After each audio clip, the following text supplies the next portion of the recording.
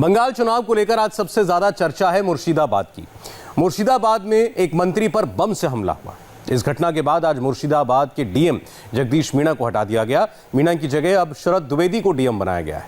मुख्यमंत्री ममता बनर्जी ने इस मामले की एसआईटी से जांच का आदेश दिया है। ममता बनर्जी ने कहा कि जाकिर हुसैन सबसे ज्यादा मेहनत करने वाले मंत्री हैं और उनके साथ जो हुआ वो एक साजिश है।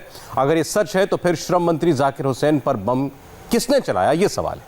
वहां एक्चुअली हुआ क्या था, समझने के लिए दिखाते हैं आपको मुर्शिदाबाद से ये रिपोर्ट।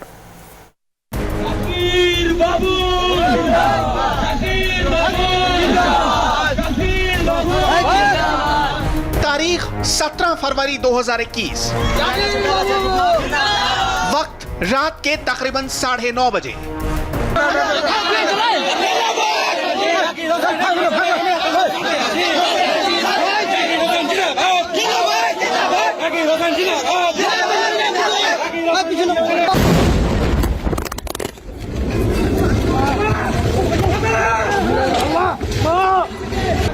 जगह मुर्शिदाबाद का निमतिता रेलवे स्टेशन का प्लेटफॉर्म नंबर 2। चारों ओर जय जयकार हो रही थी।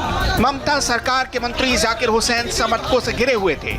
अचानक एक तेज धमाका हुआ और चारों ओर धुएं का गुबार छा गया। बंगाल सरकार में मंत्री जाकिर हुसैन पर क्रूड बम से हमला हुआ।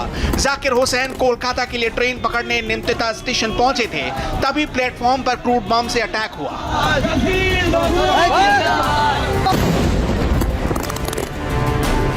हमले में जाकिर हुसैन बुरी तरह जख्मी हो गए। उन्हें आनन फानन में कोलकाता के अस्पताल में रेफर किया गया।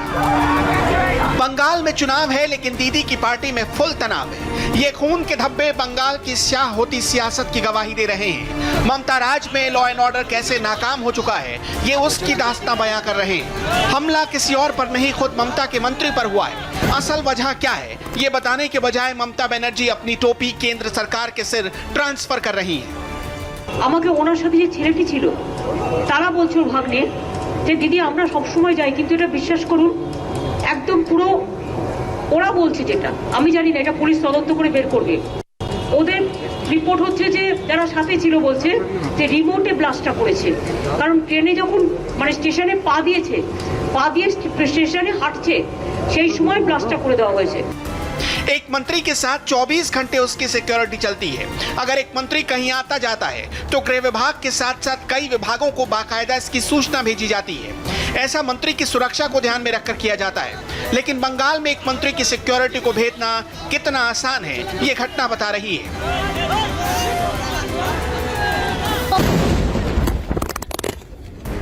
जब दीदी की सरकार पर सवालों का बौछार होने लगा तो खुद की नाकामी पर पैबंद चढ़ाने के लिए ममता बनर्जी ने इन्वेस्टिगेशन का दाव चल दिया। 3 एजेंसियों के साथ साथ एसटीएफ और सीआईडी को भी जांच का जिम्मा सौंपा गया ताकि सवालों को ठंडा किया जा सके। पूरी डिटेल्स इन्वेस्टिगेशনের কথা বলবো না, বলা উচিত। Let the investigation is over. কিন্তু প্রাইমারি স্পেসে যে সমস্ত সার্কামস্ট্যান্সেস যা লোকাল ছেলে মেয়েদের কাছে শোনা যাচ্ছে তাতে মনে হচ্ছে যে এটা প্ল্যানফুলি করা হয়েছে। এবং প্রথম কথা হচ্ছে যে এটা রেল স্টেশনে যে হয়েছে, রেল স্টেশনে তখন নাকি রেলের কোনো পুলিশ টুলিশ কেউ ছিল না এবং সেই সময়টা জায়গাটা অন্ধকার ছিল, মানে আলো ছিল না। এবং এই যে সার্কামস্ট্যান্সেস যে এভিডেন্সগুলো যেগুলো বলছে, আর rail inside the railway station it's the rail property. এটা ল অ্যান্ড অর্ডার মানে স্টেটের এটা নয়। স্টেটের ল পুলিশকে ডাকলে তবে স্টেট এফআইআর করতে পারে, জিআরপিএফ এফআইআর করতে পারে, but it's a railway property. আমি জানি না রেলওয়ে এত বড় ঘটনার পরে কি করে এটাকে ক্যাজুয়ালি নিচ্ছে। It's a very big conspiracy এবং আমরা মনে করি যে এটা 17 फरवरी को दीदी के मंत्री जाकिर हुसैन को मुर्शिदाबाद से कोलकाता आना था और इसकी जानकारी तकरीबन दर्जन अधिकारियों को थी। एसपी एडीजी से लेकर डीजीपी तक के थी, लेकिन ममता के अधिकारी ममता दीदी के अलावा किसी और को पहचानते ही नहीं है, या यूं कहें दीदी के अलावा सबका कद पश्चिम बंगाल में बौना हो जाता है। टीएमसी का चरित्र देखिए, मंत्री पर बम से हमला हो गया, जवाब देने के बजाय उसके कार्यकर्ता हाथों में बैनर तख्ती लेकर सड़क घेरने लगे, लोगों को परेशान किया जाने लगा।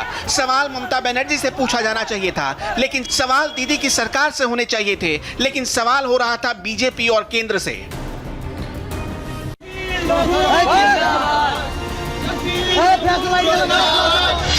जाकिर हुसैन मुर्शिदाबाद जिले के जंगीपुरा से विधायक हैं। 2011 में उन्होंने कांग्रेस के मोहम्मद सोहराब को हराया था। घटनास्थल पर मौजूद चंद टीएमसी कार्यकर्ताओं ने हमले के पीछे कांग्रेस की साजिश बताई है, लेकिन ममता को अपने ही कार्यकर्ताओं की बात नहीं सुननी, बल्कि उन्हें तो राजनीति करनी है ताकि खुद की गलतियों पर पर्दा डाला जा सके।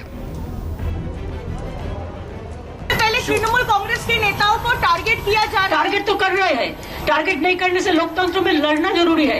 लोकतंत्र में टारगेट करके मर्डर क्यों करेगा? और करने का जरूरत क्या है? ये हुलिगानिज्म होता है, ये पॉलिटिक्स नहीं होता है। सॉरी, আমাদের এই তাহাজুদ্দিন বলে যে ব্যক্তি আমাদের ताजुद्दीन जो हमारे बूथ के कार्यकर्ता हैं, लंबे वक्त से कांग्रेस के कुछ लोग उसे धमका रहे थे और आज उन्होंने इस घटना को अंजाम दे दिया। अब उसे गोली मारी है, उसकी हालत खराब है, वो अस्पताल में भर्ती है, उसका सीटी स्कैन करवाया है, उसकी हालत नाजुक है। किसने गोली मारी? उसी बूथ के कांग्रेस के गुंडों ने ही हमला किया है। তার সিটি স্ক্যানও করা হয়েছে, কিন্তু আমরা খুবই চিন্তিত। তার যে পরিস্থিতি দেখলাম খুবই ভয়াবহ, এখন খুবই খারাপ পরিস্থিতিতে আছে। जाकिर हुसैन बड़ा सज्जन एक व्यक्ति थे, बड़ा प्रतिष्ठित एक बिजनेसमैन भी थे और उनकी अपना लोकप्रियता के चलते वो वहां से चुनाव में जीतते भी थे। आज तक उन्होंने किसी उनकी पार्टी के अंदर कोई भ्रष्टाचारी से उन्होंने कभी दोस्ती नहीं की। सबसे बड़ा उनकी खतरा इसमें पैदा हुई थी। चारों तरफ भ्रष्टाचार, दरिंदगी, गुंडागर्दी, ये तृणमूल पार्टी की एक हैसियत बन चुके हैं और जाकिर हुसैन इसके खिलाफ अकेले में लड़ रहे थे। जाकिर हुसैन को धमकियां मिल चुकी थी। लगातार कांग्रेस के कार्यकर्ता टीएमसी कार्यकर्ताओं को भी धमकियां दे रहे थे। हमला करने वाला कौन शख्स है, किस तरीके से हमला किया, कहां किया, ये सारी बातें टीएमसी का एक कार्यकर्ता बता रहा था। लेकिन ममता दीदी को तब तक मजा नहीं आता जब तक कि उस मसले में पीएम मोदी और केंद्र शामिल न हो। हमारे इस इलाके में ऐसी घटनाएं नहीं हुई, लेकिन यहाँ पर राजनीतिक हालात हैं, धीरे धीरे खराब होते जा रहे हैं। मैं सभी से अपील करूंगा कि लोग अपने पसंद के हिसाब से काम करें, लेकिन इंसान इंसान को मारने का काम ना करे, इससे कोई फायदा नहीं है। इस घटना की मैं घोर निंदा करता हूं। मैं पुलिस से निवेदन करूंगा कि इस मामले की जांच हो और इसके पीछे जो हैं उनको सजा दे।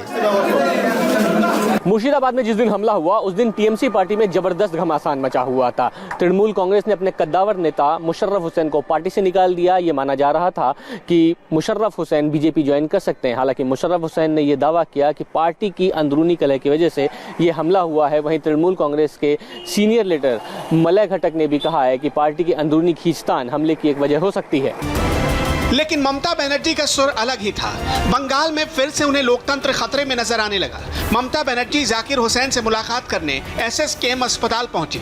मुलाकात से निकलते ही ममता ने बीजेपी पर आरोप लगाना शुरू कर दिया। उनका आरोप था कि जाकिर हुसैन को बीजेपी अपने पास बुला रही थी, बहुत दिनों से लगी हुई थी, लेकिन वो नहीं गए। ममता ने गंभीर घायलों को 5 लाख, कम चोटिल लोगों को 1 लाख रुपए मुआवजे का ऐलान किया।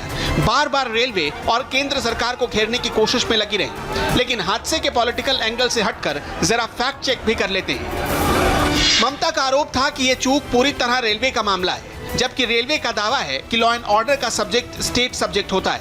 ममता का आरोप था कि हादसे के वक्त रेलवे का कोई भी सुरक्षा कर्मी वहां मौजूद नहीं था, जबकि इसके उलट रेलवे का दावा है कि उसके पुलिस कर्मियों ने ही घायलों को अस्पताल पहुंचाया। ममता का आरोप है कि इस हमले में रेलवे की मिलीभगत है, लेकिन रेलवे का दावा है कि 3 एजेंसियां मामले की जांच कर रही हैं और जल्द ही सब कुछ क्लियर हो जाएगा। कल रात में मालदा में निमतिता स्टेशन पे जो एक दुर्घटना हुई बम ब्लास्ट की, ये घोर निंदनीय है और रेलवेज इसकी भर्त्सना करता है और कंडेम करता है, नंबर 1। नंबर 2, वहाँ पे जो इंसिडेंट हुआ, हमारे एक आरपीएफ के रेलवे के जो बाकी लोग अधिकारी हैं, तुरंत उनमें जो इंजर्ड लोग थे उनको अस्पतालों में पहुँचाया गया। करीब 25 लोग इंजर्ड हैं, उसमें 10 को कलकत्ता के अस्पताल पहुंचाया गया। एंड रेलवे जो सरकार की, स्टेट गवर्नमेंट की जो रेलवे जो पुलिस है, वो उसको इन्वेस्टिगेट कर रही है। Law and order is a state subject. Railway premises पे हुआ, दैट वाज इंसिडेंटल, वो कहीं भी और भी हो सकता था, अनफॉर्चुनेट इंसिडेंट। तो वो सरकारी पुलिस जो जीआरपी होती है, स्टेट गवर्नमेंट के जो कंट्रोल में होती है, उसको इन्वेस्टिगेट कर रही है। उन्होंने ने एफआईआर इस पर लॉन्च किया है और हम उनको पूरी मदद करेंगे इसको उसके तह तक जाने में। क्या है, बंगाल की पब्लिक से चालाकी की पूरी कोशिश में लगी रही ममता बनर्जी, लेकिन उनकी हर चाल पकड़ी जा रही है, हर झूठ एक्सपोज हो जा रहा है। चुनाव जीतने के लिए और कितना झूठ बोलेंगी ममता?